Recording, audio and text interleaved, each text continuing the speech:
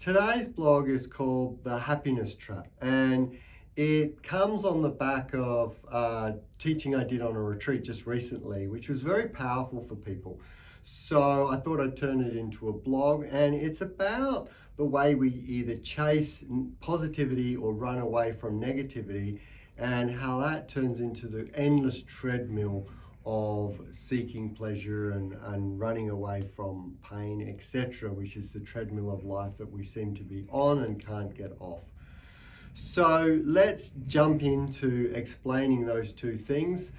You may have heard of a book by the same name, Happiness Trap, which is similar to this but goes more into acceptance and commitment therapy. It is a little bit different, what I'm going to talk about today. So let's talk about the two traps. Now, the suffering trap, the avoidance of negativity, is probably a little easier to explain. So we'll talk about that one first.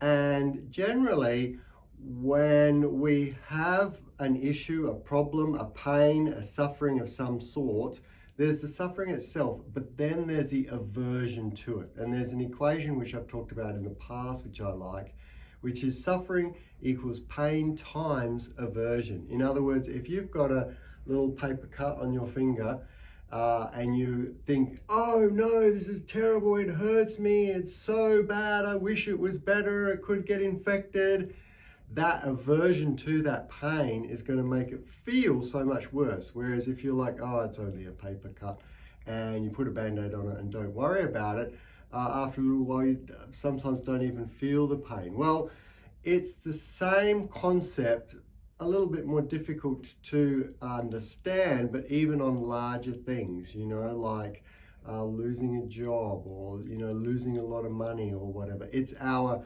thoughts around it, and particularly the aversion of not wanting that makes negativity seem worse, and that we are fearful of it and we run from it. Okay, that's the easy one to explain. I have other videos on that as well, so you can watch them. The more interesting one is the way we chase after positivity. And here I want to sort of explain it in a more detailed way. And as an example, the one I gave on retreat was, okay, imagine that we go for a holiday to Bali. We have spent all year saving our money for a great holiday trip to Bali. And so we've been chasing this thing that we desire.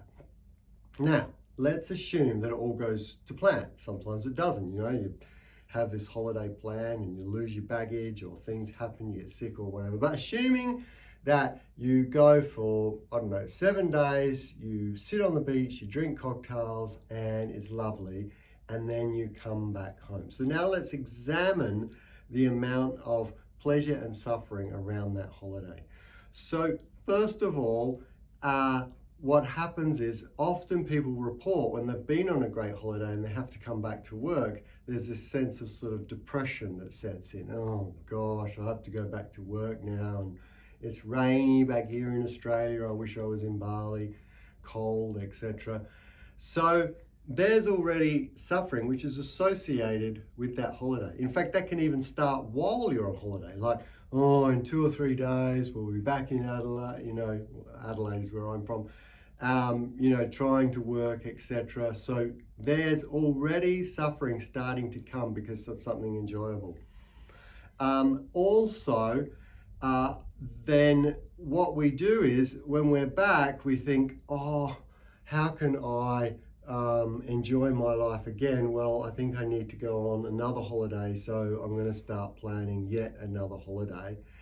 Now, what's happening here is, in general, we have a certain level of what we accept in our life.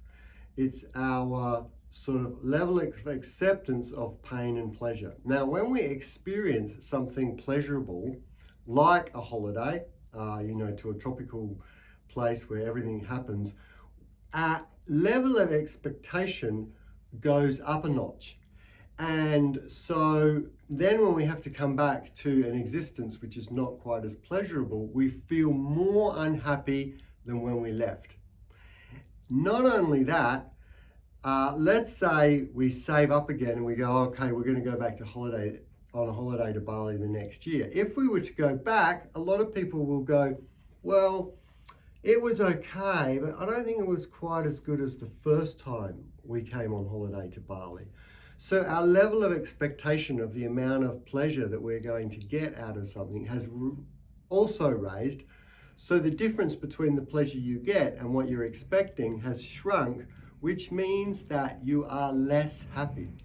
Another example that I gave on retreat is, let's say two families were given a house, just a normal house in, a lower to average, suburb or whatever, still a good house. One family was a refugee family who's been living in tents for years, and another family is a billionaire's family. Who's going to be more happy? Obviously, the people who have nothing. Why?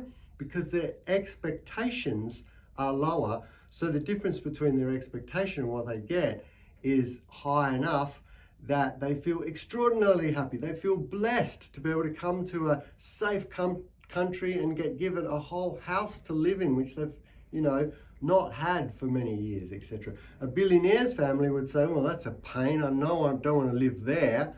Now I have to get rid of it, type of thing. So this level of expectation, the amount of happiness that one gets is the difference between the level of expectation that you have and the pleasure that you get in life. And same with the amount of pain that you experience. The amount of unhappiness is that difference. And the more pleasure we get, the higher that level of expectation goes up. So it's a no-win situation. And this is what I'm trying to get across, is you cannot win at life. Because every time you get a minor win, then you need more. We talked about how just recently Elon Musk is not satisfied with $500 billion of wealth. He's organized to get a payout of $1 trillion of wealth. So even at that high level of echelon of getting so much money, more money than anyone else has got in the world, people are still not satisfied. Well, actually, if I've got this much to be happy, I actually want more, and then theoretically I'll be happier. So this understanding of what I call the trap of positivity is equally as bad as the trap of negativity. Now, how do we get away from that? Well, some people will say, well, I'll expect the worst, and then when things turn out okay, at least I'll be happy. That is actually one sort of valid way, but it's probably not the best. In meditation, in the spiritual path and the awakening of the mind, what we do is we try to clear out motivations or expectations, not motivations.